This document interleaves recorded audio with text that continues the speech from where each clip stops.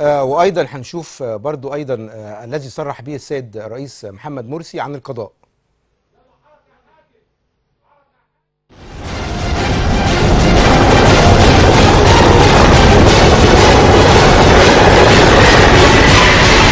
ما يقال هذا ما ينقل. انا ينقل انا بس انا ما احبش الوصف ده. اتفضل يا فندم. القضاة، المؤسسات القضائيه، الهيئات القضائيه، مؤسسه القضاء وسلطته عندي لها قدر كبير جدا ومهم جدا وانا هحافظ عليه.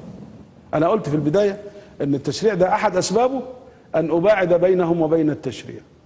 هو مين المضرور من التشريع اللي ممكن ما يعجبش اي حد، اللي يعرضه اي حد؟ مين المضرور؟ الطاعن ولا المطعون امامه؟ الطاعن هو المضرور. فالمطعون امامه لا علاقه له بالتشريع. القضاة ما لهمش دعوه بالتشريع، دول مستقلين في سلطتهم، دول لهم قيمتهم وقدسيتهم ومنصتهم لازم الكل يحترمها.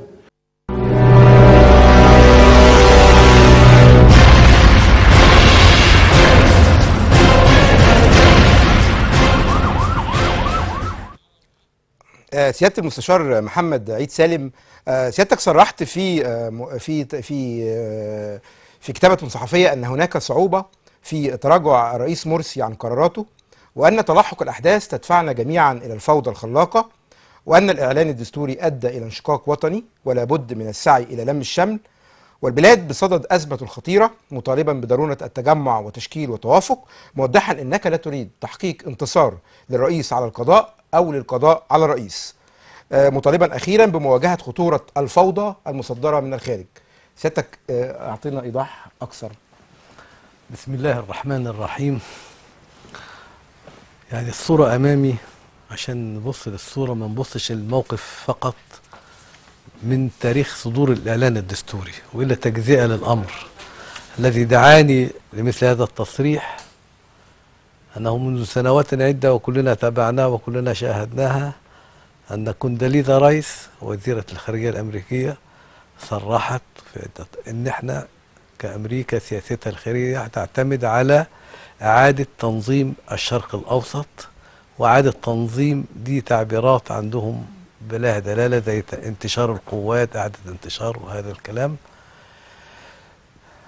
من خلال الفوضى الخلاقة التي تبدأ لخلق مجتمع جديد، من خلال ما سمته الفوضى الخلاقة. وما حدث عندنا وليس معناه أن هم خططوا وخرجوا الناس، لكن أي نعم مشاعر الناس كانت ضد النظام السابق، دي لا خلاف فيها، لكنهم استغلوا هذه المشاعر اللي عندنا، ومن خلال أعتقد أن هناك أياد دخلت وسط الجماهير لعدم تحقيق أي استقرار في أي نوع. كنا نخرج من أزمة في سيناء إلى أزمة في النوبة إلى في بلطيم إلى سوهاج إلى الجيزة إلى يعني كل يوم مشكلة جديدة واضطرابات وفوضى. الآن نحن الصورة التي أمامنا فوضى، وهم ادعوا أن احنا سنفعل هذه الفوضى، ألا نصدقهم؟ إذا كانت هذا ما حدث في المجتمع، طب ماذا نفعل؟ نواجهه الأول، يعني هنواجه الرئيس؟ لا، مش هنواجه الرئيس، لأن الرئيس تم اختياره بإرادة شعبية ومجمع عليه، ما فيش خلاف على شرعيته، والرئيس ونحن في سلة واحدة. إذا نجيت البلد هينجى معانا، وإذا ما نجيتش كلنا هنضيع. فيبقى الأمر إيه؟ إن احنا زي ما قلت: واعتصموا بحبل الله جميعا ولا تفرقوا. أول حاجة نعتمد إن احنا نحط ايدينا في بعض. مفيش بقى داعي إن احنا نقسم نفسنا من خلال مواقف وآراء مسبقة، إن أنا إخواني وده سلفي وده ليبرالي وده شيوعي وده اشتراكي وده، هذا بيفرقنا ولا إيه؟ يعني ربنا بيدعونا إلى الوحدة، بيدعونا إلى الوحدة وإحنا بندعو إلى الفرقة. طب ما هو الذي يجمعنا؟ أي نقط الاتفاق ونقط الاختلاف، ونشوف الاختلاف. طيب عندنا في النظام يعني هي بدأت الديمقراطية، وفكرة الديمقراطية هي فكرة مش بعيدة عن الإسلام كأصل، إن الديمقراطية هي ناس بتنوب عن الشعب في إنها تدير شؤون حياته. الحاكم زي مدى الخليفة كان ومعاه معاونيه الناس اللي هي زي ما بيسموهم أهل الحل والعقد في المجتمع اللي بينهم عنهم نواب الآن. طب دلوقتي ما فيش نواب، في عندنا رموز للمجتمع، في ناس لها يعني حكماء نسميهم حكماء. حضرتك احنا في مرض ولا ما فيش مرض؟ انا اسف لمقاطعه حضرتك، بس الرموز قالوا ان لا حديث مع لا الرئيس لا انت إلا بعد حددت الرموز انهم الذين قالوا لا فقط. انا مش حدد الرموز التي قالت لا ولا الذين قالوا نعم.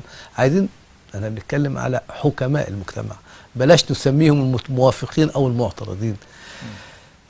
لان احنا في ازمه ولا مش ازمه؟ نحن في ازمه، مظاهرات مستمره من اسبوع. انا يعني انا في في بيتي في نار موقده، ابحث على الاطفاء ولا ادافع عن كنت ولعتها، او لا انا يعني الموقف ايه؟ نبحث الاول عن اطفاء النار وبعدين ندور ايه اسباب الخلاف وبعدين نتكلم.